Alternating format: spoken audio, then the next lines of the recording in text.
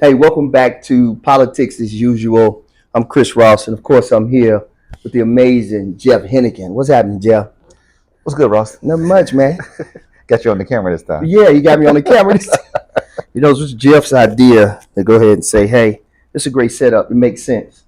Um, so, Jeff, as we've been building on this with politics and everything, I think this is great because it's going to be so great for the community because the stigma is we don't care about politics. Mhm. And I'm glad that this is going to become or becoming slowly but surely an avenue for those who don't pay attention to politics will begin to Yeah. pay attention to politics. And before we actually got started, you made a comment about that. If you would, could you remember what you said exactly? Kinda. I remember starting. I guess the point of us discussing this in general is we have to get to the point where we normalize discussing things that we were told you don't discuss. Mm-hmm. So Mm-hmm. if you think about it in terms of if I've rigged a game Yeah. and you can't win it, Yeah. the best way that I make sure you don't ever figure out you can't win it is to tell you shouldn't discuss it. Mm. Especially when you consider a lot of what's happening now is not just targeted at us. I mean, something's Sure. always targeted at us, Yeah. but Yeah. it's more of a rich poor thing. It always has been. Mm-hmm. But the best way to keep that from coming to light is to tell, this poor Hispanic person, well, he's mad at you for taking his job. And you tell the poor white person, well, they both of them took your job. Yeah. And you do that. So having these discussions about both what's going on and hopefully action items you can do to get involved. Yeah. That's really the only thing you can do. Yeah. I mean, I totally agree. I can honestly say a few of my friends in my circle who typically don't pay attention to politics, they actually called me and was like, "Oh man, this is cool what you're doing. Yeah. Whether it's a handful of not, Yeah. you'll be surprised at how many black men really don't pay attention to politics because Exactly. they feel like it doesn't affect me, it doesn't bother me, but really it does." And I think that's the two people I see the most to say stuff like that. Wealthier black men, in some profession where Sure. they're kind of above the fray now. Oh, and, yeah. and so you're moving in circles where that doesn't happen. Yeah. Then you got I'm going to say hood rich, No, but I get what you're saying. but somewhere in that level of I do okay. Yeah, I do okay. Yeah. Like whether that's really okay or just kind of okay. Yeah. I do okay. Yeah. And that stuff don't matter to me. Sure. I'm not getting involved in that. Sure, yeah. Until your taxes go up. Until Why your my taxes so high? Well, they talked about that at the city council. When they rezoned your area, that's part of your taxes. Yeah. When your alderman, shout out to JT, James Taylor. Yeah, James Taylor, right on. Went to high South school. Side. Went to high school. Yes, sir. Good dude. Yeah. When he's trying to submit information at meetings, Yeah. he needs backup too. Right on. He can't build that park you want on your side of town. That's true. He can't move something unless he's got enough people with him to say we need this. Because the people who don't want it, they got plenty of people say they don't want it. I agree. And so part of that is, get upset. I don't say watch the news, but like pick up some news, know what's going on nationally, know what's going on in the state, know what's going on locally as best you can, without frustrating yourself to death. Sure. But you got to have some kind of plan to participate. I agree. And if you don't know, then you got to find somebody who does know. Yeah.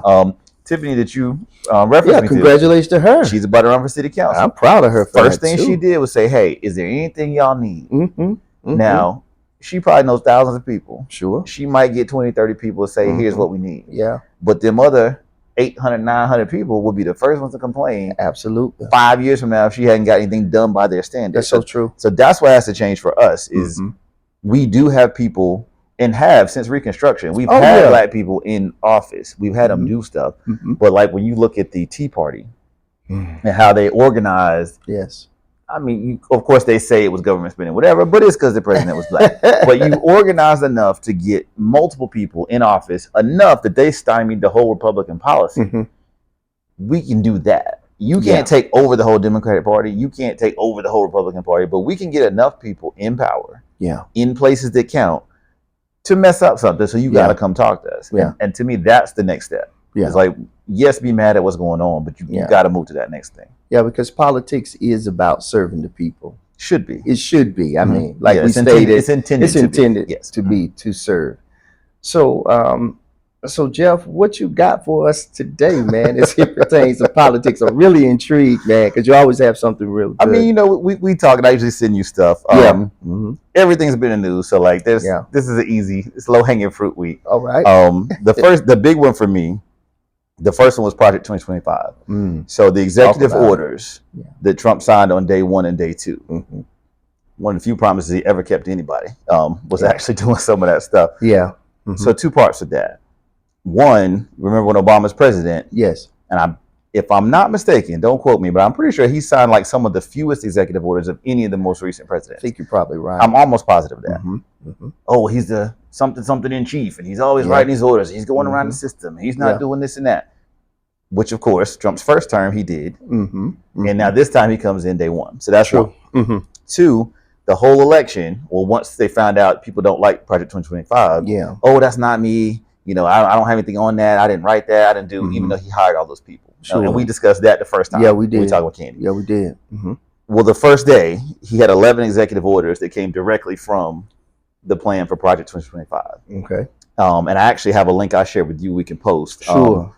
A friend on Threads had basically done like a Google spreadsheet referencing like, here's the executive order he did. Here's where it references 2025. Here's what page it's on. Like, so you can't refute where that stuff comes from. If you could, Jeff, before you get into it, can you kind of tell the folks that may not know what that is a little bit? Can you back up just a little bit before you jump in? Ready for a popcorn adventure? Popcorn Remix is more than just a snack. It's an experience. With over 50 bold and unique flavors like king crab legs, hot wings, and lemon pepper, and Charlene's banana pudding, every bite is a burst of culinary creativity. Founded by entrepreneurs Ryan Richmond and Greg Bowman, Popcorn Remix turns life's toughest moments into something sweet. Visit their Conyers, Georgia store or order online at popcornremix.com and explore flavors you've never imagined. That's popcornremix.com, where every kernel tells a story. Teachers and parents, are you ready to empower your students to become stronger writers? Check out Rethinking Writing One Word at a Time by Sheila Beverly, a workbook that's been praised by educators for its innovative approach to teaching grammar and writing. Dr. Daryl Morris calls it a motivational hook that helps students get their ideas down on paper. And other teachers rave about its hands-on tools like the Grammar Bubble Manipulative Toy to make learning fun. Perfect for classrooms or home learning. Get your copy now on Amazon and watch your students' writing skills shine. So Project 2025 was written by the Heritage Foundation. So what usually happens, the laws that we see come from a think tank. Yes. Generally. And that's every party. They're really smart people who worked in law or government, whatever, and they help write the policy. What are we going to try to do? So if we win, what are we going to do? So it's kind of like a board, if you would. It should be. It should be. Yeah. Okay. And it's a couple of them, and they have competing interests. ALEC is one, Republican one, Heritage Foundation. I can't remember all the names, but basically, but I get what you're saying, though. Yeah. To me, and this is an oversimplification. Go ahead. Yeah. But the Daughters of the Confederacy, you familiar with them? Please. Okay. So Daughters of the Confederacy was a group that basically rewrote American history. So after the Civil War, about now. Right, after the Civil War, especially in the South, these are the people who put the statues up and raised the money and like basically changed the whole narrative of the Civil War. So that's why you never really got over it here. Versus like Germany, where once the Nazis were out, they made laws. You can't salute like that. You can't, none of that stuff. And they teach it in school, in elementary school. So we know who the bad guys are in Germany. We're not going back there. What's going on over here? We intentionally reframed it. It wasn't about slavery. It was states' rights. The states' rights to hold slaves. You know. So basically, those type groups have always existed in this country to reframe the narrative so that you can say it's something that it ain't. Understood. So DEI is not about hurting black people. It's about meritocracy. Like we want the best people in the job. Well, inherent in that statement is you're not because you're black. You don't know my record. No, you don't. And if you put records side by side blindly, a lot of times the people they're fighting for, like the Attorney General, takes it. So he's not qualified to do that job. No. Now you could say I want to shake it up and do something different. I know he's not qualified, and you'd be, that'd at least be honest of you. You try to say Kamala wasn't qualified, but by her record, she was. She is qualified. So at what point do we stop letting people reframe the narrative? Because that's basically what our politics is. It's marketing. Understood. It's sales. It's, I liken it to going into a studio to present a movie. What if we had a man who was on reality TV and then he wants to be president, right? See, but he's a criminal. Aha, see, now America's not going to vote for a criminal. But wait, like, it's farcical, man. Like, you can't write this shit. No, you can't. And live it that way. No. So we have to examine how you get there. In our case, we get a little burnt out, I think. Yeah, I agree. Something's always coming after you. Yeah, so it's always. Like, either way, I'm going to get screwed, whatever. Yeah. I'm at least going to be happy and do what I can do. And maybe that's why the exhaustion happens the way that it does. Yes. And then we're like, you know what, the hell with it. Exactly. Yeah. Shit don't matter. But that's intentional. Yeah. So if I'm the Heritage Foundation and I bombard you with all this stuff, you're going to quit. Yeah. You're going, you know what, I man, see where you're going with that. So that's what they do. That is honestly, if you want to praise Trump for something, dude is a great marketer. I mean, because he got The Apprentice, and his business was like, he pretended he was a multi-million-dollar business on Apprentice, and yeah. So like, he's always been able to spin it and get you to think, like, basically, he's good at that. Well, this is funny. You remember when rappers used to lie? Like, it would be like, I got millions, or I'm a thug, and they never been in jail, they ain't got no money. Yeah, we knew. That's why rappers love Trump. When you ask that question, why they love Trump, it's the same thing. Yeah. He's like a rapper with no bars. Yeah. You're right. That's exactly what he does. Yeah. So as we look at it, actionable things we can do is actually just check on something. Something don't sound right, check on it. Yeah. You know, I see a lot of my friends post things. Sometimes I agree with it, but it don't quite seem accurate. So I got to check that. Like, just because my boy said it don't mean it's right. It's law. Right. Exactly. So I don't want to we can't get in the habit of just blaming, because truth is, some of these orders that he's doing could work out. Sure. It won't be intentional. Right. It won't be for us on purpose. But that doesn't mean it can't work out. Yeah. So we can't get so caught up in, oh, that's horrible because he did it. That we don't examine what it actually is and how we can maybe make that work for us. Okay, understood. So that's the advice I got from one of my Facebook friends, wealthier dude.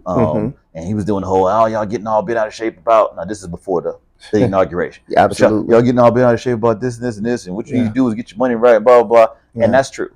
I'm not saying that's not true. Oh, yeah. Figure out how you can make money in this climate, because there will be ways to make money. Oh, yes. And there are ways to be secure.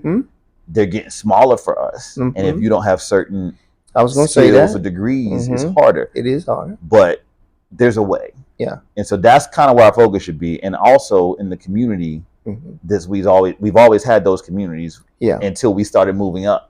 I agree. And now they're trying to cut that off. Get back to those communities where you're supporting, we have more resources now than we had in the 50s and 60s. So doing this is bad, but it's not like if they had done it then and not given us those rights. Will any of this affect our civil rights? We kind of talked about it a little bit. Yeah.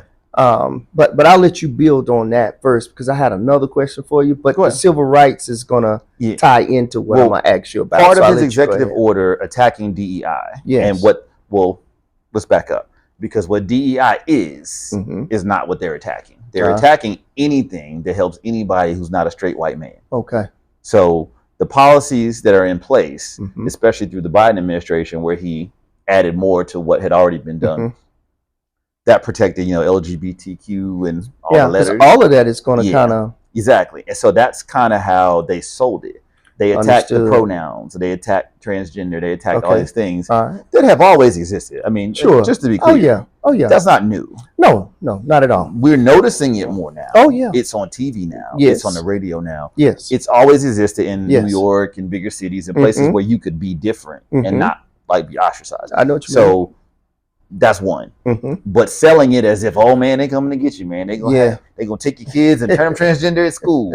Like, it's a bit much. Your teacher can't buy pencils, but she got money to give your kid a sex change out of the blue before you get back from work. Like, it's ridiculous. They don't even make enough money to do that. And who cares? Yeah, come on. Even a transgender teacher, no more than teachers get paid, and as much as that stuff costs, you think they got time to worry about changing your kid? No. I mean, if that was the case, having the education stuff that we had in now about civil rights and everything else would have cured racism because it was in books. Mm-hmm. We ain't never taught accurate history, and you want to take the little bit of history that we had out. That just shows me you feel bad. Oh yeah, you don't want your kid coming home and saying, "Dad, did you know that we're from Alabama?" Like, right? I know what you mean. Imagine you from Alabama, and your kid comes home and says, "Did you know that they sprayed the protesters on the bridge? Grandpa, were you there?" Like, well, if Grandpa was there, how he supposed to feel? Yeah. And your kid now knows how wrong you were. Yeah. Like, that's what they're fighting. Absolutely, that's what the they're fighting. Yes, we don't ever want to admit what we did here in this country, just like we want to admit what we do in other countries. Extrajudicially. I mean, that's. Oh, I know what you mean. Yeah. Mm-hmm. I mean, well, we'll do that later. Yeah. But, you know how we do. Yes, sir. We end up over there. Yes, sir. Over here. Yeah. But yeah, civil rights wise, trying to attack DI in the way they did it, you had to attack the Civil Rights Act because that is what protects all those people. Yeah. So you can't do the stuff they want to do as far as ostracizing and firing without that. Right. And they needed a reason to get people out of office, federal offices that may not back him up. So basically what he's doing is setting the stage that last time, only thing that stopped him from doing a lot of this crazy stuff was he had actual professionals who were like, yeah, we probably shouldn't do that. Yeah. And some got fired, some didn't. Sure. But they were the voice of reason. Yeah. Well, if you get rid of them, then the ones in the middle, they're not going to fight that. They're going to be like, well, I don't know, but. So that's where the danger is he's putting people in office in the military. They already had them for the cops, as far as I'm concerned. And in federal offices that can do what they're told, basically. Understood. And why would you need someone to just do what they're told? Bunch of pawns, pretty much. Exactly. Yeah. Like the inspectors general was the one I just saw today. Yeah. That he basically fired some, and they were addressing it with Lindsey Graham. Yes. Who, fuck Lindsey Graham. But they were addressing it with him, and so the reporter is basically saying like. We both know that he fired them, and that's not legal because you have to give them notice and you have to, do all these things before you can fire them. Facts. Specifically because their job is to make sure you're not corrupt. You can't fire them in that way. That's true. And then he's like, well, he won the election, and you want to get people in there, that you want, as if it's an appointed job. It's not. Their job is to make sure there's no corruption and investigate it when there's allegations. Understood. So if I'm the one who's doing the dirt, and I can fire the people who would tell on me. Wow. Right? At the highest level of government. How do you keep order down the line? Because at what point do I don't want you to give me a speeding ticket. And who are you? Like, you're a pawn of the government. But when do you lose law and order in general when that's what you ran on? Because you don't want to be beholden to it. That's a great point. It's almost like I'm gonna give all my friends my job. They ain't gonna tell on me. Exactly. And we're gonna do what we want to do up in here. It is a RICO case. Wow. Now that you said it like that, you're right. That's why RICO exists. You have all these different businesses and forms and people connected in different ways, especially federal because it's across state lines. Yeah. How is that not a RICO case? And I told you I'm gonna do it. Yeah. In your face. Wow. Yeah. So here we are now dealing with civil rights. Yes. My question that I wanted to ask you was, how is that going to affect with the human rights part, though? Like, you got the civil rights and then you have the human rights. Will we still have some kind of foundation there kind of helping us if it comes to the human rights? That's a good question. I mean, because I know they're the same, but they're different, though. Yeah. Yeah. That was a question I wanted to ask you as I was doing my own little research on it. Yeah. I was like, well, if they get rid of civil rights, we still have human rights to kind of as a buffer, but because that can't go anywhere. But human rights didn't apply to everybody. Like, our basic human rights. You're right, because we were not even considered a man. And think Native Americans. Okay. You think us. You think taking Texas from Mexico. Like, understood now. Yeah. Okay, so civil rights were made specifically for us. If you really want to think about it. Well, we pushed it because we were the ones looking most for those civil rights. Okay. But when we did it, it included women, alternative lifestyles, we'll say. Okay. Of all kinds. I know what you mean. But basically, they didn't want you to be able to be punished because you're different. Okay, understood. And they didn't want you to be kept out of certain places specifically because you're different. Okay. Now, we know that has not been enforced very strictly. Nah, not at all. Because even for hate crimes, the person has to say, I hate you. Yes. You know, I could say I hate you and your little beard. Yeah. That's not a hate crime. Even though I might not like black people and I, did other stuff. I see what you're saying. But saying. if I don't tell you that's why, it doesn't even count in most cases. It's not that there's no teeth in it. Understood. So to feel like you need to repeal something that is already not being used effectively. Yeah.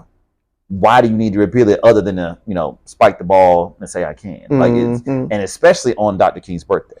Yeah, which you could have waited to day 2. Nasty work. You could have waited day 2. And you have quoted King and white people love to do the content of their character. Mm-hmm. We want to be judged, by the content of our character. I'm always surprised whenever I'm always surprised, man, when they read that. I'm like, what? Well, you didn't read the rest. Clearly. No. You haven't read, letters from letters from the jail in Alabama? Yes. I don't know the title, sorry.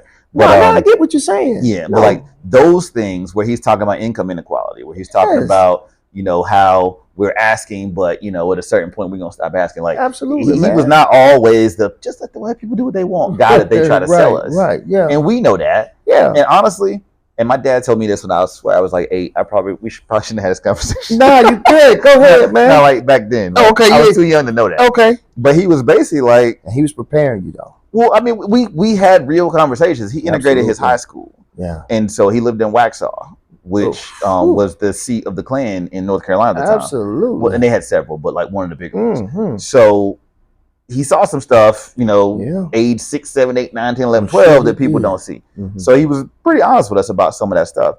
But yeah, just generally, they don't. I mean, that's not what he was saying. I lost that train of thought. Okay. No, but what he's basically saying is, they keep showing us they don't really want us here in that right. Sure. But rather than just say that, you obfuscate it with all these other things. So and that's why some black people are like, man, I like somebody who's racist in my face because at least I know how they feel. I don't want it either way. I get the sentiment. I'd rather know where we stand. Yeah. But I'm with you. I don't want to know that. I just don't even want to know. I don't want to deal with it. I don't want to deal with that because I don't either. care. The thing is, you can hate black people over there. Yeah, just and not vote for anti-democratic presidents. Because really, we're talking about fascism and anti-democracy. That should be the conversation, not anti-DI and all that stuff. But if that's your thing, like the people who go live in the mountains is like, man, forget it. We gonna grow our own food and they have all my guns. And guess what? That's what they do. I don't have no problem with them. I don't either. Because they're like, I don't want to participate. I'm gone. Yep. That's cool with me. But these other ones, and sorry, another tangent. Nah, go ahead. It's a post that keeps popping up. I know you probably seen it. It's a lady. And it starts with a white dude on a reel, and he's like, "Why are Gen Xers so angry?" I think I have seen that. Right, and the lady's like, "Because we thought you were different." And the last post I saw didn't have her name, or I give her actual name, so we'll post a link or something. Yeah, absolutely. But, she basically breaks down like Gen X is the ones. Our parents did civil rights, but we lived it. We were integrated in schools. We played on the same teams. We listened to the music. We watched MTV. And y'all said you were going to be the ones who racism's going to die with us. And as soon as you got 25, 30, 35, you turn to your parents. You keep us out of the same jobs. You didn't get the promotion when you had the chance to. You voted for. In North Carolina, Jesse Helms was in office for a long time. People to be anti-racism. South Carolina has Strom Thurmond. Yes, sir. Like these people had to die off. Yes, sir. And so Lindsey Graham and that's the new group. Mitch McConnell is gonna fall down them steps and never get up. And I hope they put a soundtrack to that shit because I will laugh the whole way down. God, honestly. Well, at least you're honest. Hey, at least you're honest though. When you actively subvert democracy. Yeah, well, see, David Duke falls under them. I like David Duke better than I like. It was Trump in your face because he's like, I'm in the Klan. We're gonna dress up nicer. We're not them people no more. But I just think y'all should be separate. I at least can respect that you articulate the point. Yeah. Now all of your evidence is trash, so you're stupid. Yeah. But at least you tried. Yeah. Yeah. Right. Yeah. You tried. All I want some effort. Yeah. Try to convince me because if you gotta go. And what I'm seeing now is like everybody's like 6th graders online. It's every example you make is name calling. Yeah. The especially like conservative people coming back this way, Mm-hmm. different names for liberals and all kind of stuff like that. Yeah. It's like, if you got to make your point Yeah. with those pejorative negative statements, Yeah, man. like, you don't have a point. Otherwise, you'd be making your point. Or if you got to be condescending, Yeah. oh, you would think that, Ross, because like, then you don't have a point. Because Yeah. otherwise, you'd be making your point. Absolutely. And like, I Absolutely. think that's where discourse has to get to. That's Yeah. what journalism is supposed to do. It is supposed to. It is. You're and, right. and in their defense, they are owned by corporations now. Yeah. You can't exactly just step out of line and do real news every which way. Which I don't know why Yeah. Roland made the choice that he made, but I think it was the best Tell me choice. what you mean. When he left, because I think he MSNBC? was in corporate. I think he was on a corporate platform too, wasn't he? Yeah, I don't know the whole story, so please don't misquote me on that. We So should probably look that up. we 'cause, probably should look at that because he's doing his own thing, Yeah, and man, he goes in. And see, I'm for it though. but I think I'm that's glad that he has taken the stance that he's taken. I think you hit on it. Yeah. The MSNBCs and Yeah. CNNs and whoever says they're either moderate, Yeah. liberal, whatever. Yeah. And the main thing in life, if somebody gives you a tagline, says they do something, Sure. they probably don't. That's why they Yeah. have a tagline. Mm-hmm. I agree with you, man. Right? If you Yeah. were fair and balanced, you wouldn't need to say I'm fair and balanced. Yeah, sure. Because people would watch you and say, you know what, they're fair and balanced. Mm-hmm. Mm-hmm. The reason you got to say it is Yeah. like you're trying to sell it to the stupid people. Yeah. It's the Jedi mind trick. You watch Star Wars, right? Yes, Okay. absolutely.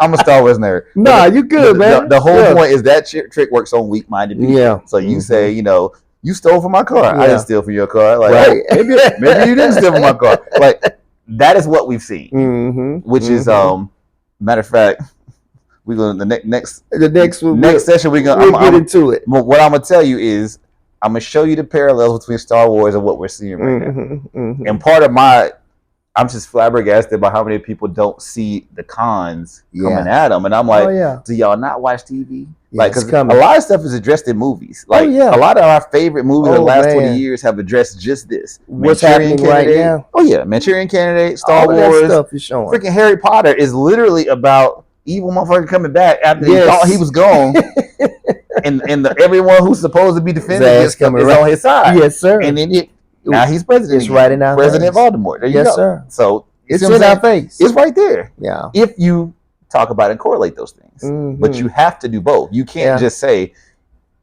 "I'm only going to talk about Yeah. the good stuff." Yeah, you can. Yeah. So Yeah, you okay. gotta- Yeah, my bad. Go ahead, Yeah, though. we- No. No, we went way left off of that one. But you know what? I'm glad you're saying something because, to your point, you often sit back and say, well, I guess those that are conspiracy theorists, Mhm. then is you sit back and you're like, well, they might have a point there.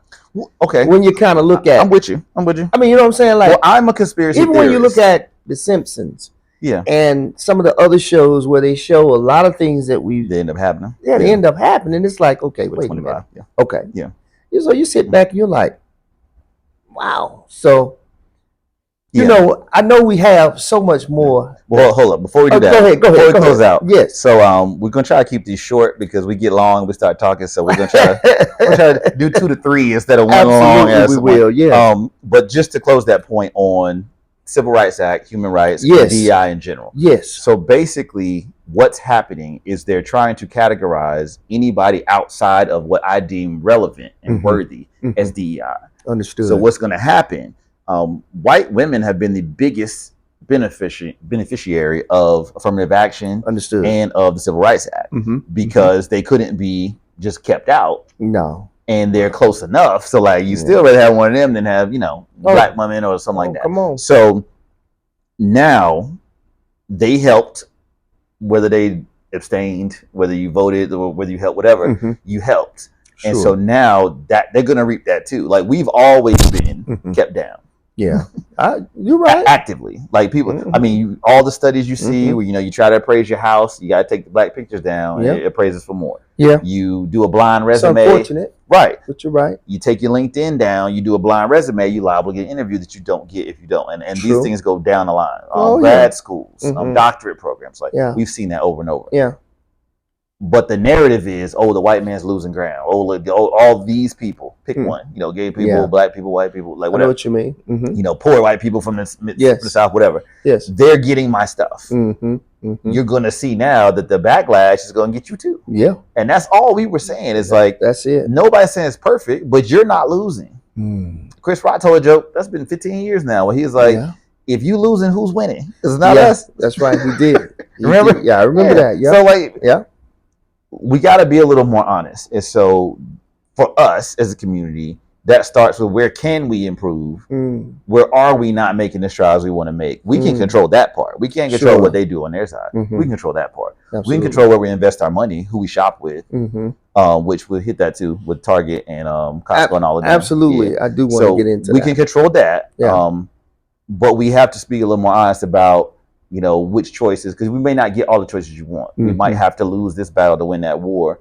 That's the part we're not doing. They took them 20 some years to do this, to get Trump back in office and do Project 2025. They've been doing this since before Obama, really. Oh, yeah, they've been planning this. Really back to Reagan, if you want to be specific. But this current iteration for 20 plus years. Yeah. That's getting judges in place. Yes. That's challenging certain cases in certain places. Absolutely. Like you go to Texas because you know that judge will pass it, and you know the appeals court will do this, and the Supreme Court gets it that way, versus North Carolina, who may shut it down based on some of the law. Like they're doing that. I got It's chess, not checkers. Absolutely. So, and actually, it's probably more like freaking chess, Wordle, and and Sudoku all at once. All at once, right? All of that, Yeah. So that I think is where our work comes in, is knowing what's in the Civil Rights Act, knowing what it means when they get rid of it, paying attention to when they're doing this stuff. Why would a person do that on King's birthday? You're performing to your racist base, who is your main base. Why would you pardon all the January 6th rioters? I mean, all of them. You've already admitted that they shouldn't have done what they did back when you were pretending to be, you know, American. So, and not like you commuted sentences, because you could have commuted their sentence and they would still have a record and they'd be out. You pardoned them so they wouldn't have a record at all. Expunge. So, and now remember, when all the black people, the hip hop black people, oh, you know, he let so and so out. You remember the first time? Oh yeah, I remember that. Because like Meek Mill and something else, like Kodak Black. Yeah, so you let like 5 dudes out, some of them who did the shit, and then we supposed to think you down for black people, because you could have wrote an executive order to let everyone out on nonviolent drug charges. Oh, absolutely. You know, you could have let out, you could have done the cash bail thing. That helps us more than anything. Oh. Making sure cash bail doesn't keep you in jail while you wait trial. Yes, sir. And you know these things. You could do those things. Yeah. But you're not going to do those things. Oh, no, not because then the white people would be like, hey, what you doing? Hey, what you doing? Hold All on. my private prison buddies going to be like, yo, I need them bodies in the seats. We need them bodies in beds. That's how I get my money. That's how I get my money. And that's what's about to happen now. These detention facilities for deportations, that's part of it. Money in the beds. You got several encampments. We don't have the resources to keep those people. You can't send them all home. You're going to lock them up and collect that money. Good gracious. Yeah, but but go ahead. But you can wrap that one. We'll come back. But you know, I know, right? This is so good. So listen, guys, this is going to be a part 2 to politics as usual. Listen, I'm Chris Ross, J. Hen.